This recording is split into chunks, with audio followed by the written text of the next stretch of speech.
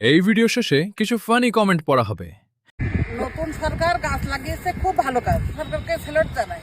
গাছ লাগান, পরিবেশ বাঁচান, কিন্তু পরে কারেন্টের তার 1 বছরের মধ্যে গাছ বড় হয়ে গেলে কারেন্টের তারে কোনো মাথার থেকে দেবে। এই গাছগুলো লাগানোর মানে কি?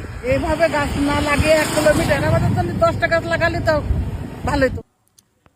গাছ ভবিষ্যতে যাই হোক, গাছ তো লাগাইছে। গাছ তো মরে যাচ্ছে খালা, অত আর বেঁচে নেই, টেনশন করার দরকার নেই। আরে খালা, কারেন্ট থাকবে না তো? এই গাছ বড় হলে সব খাম্বা হিসেবে ব্যবহার করা হবে। বুদ্ধি যেমন কাজ তেমন, ঘোড়া তারেক। গাছ পরে কি হবে এটা দেখার বিষয় না, বিষয়টা হলো গাছের বাজেটের নাম করে বড় একটা অ্যামাউন্ট তো খেতে পারছে। খালা, বিল কাটতে হবে তো। এগুলো গাছ কাটার জন্য আবারও আলাদা টেন্ডার ওপেন হবে, টাকা আবারও ঢুকবে পকেটে। গাছ যদি আমরা না লাগাতে পারি তাহলে টাকাটা খাবো কিভাবে? কারেন্ট থাকবে না, তাই আগেই গাছ লাগাই দিছে। I have a plan.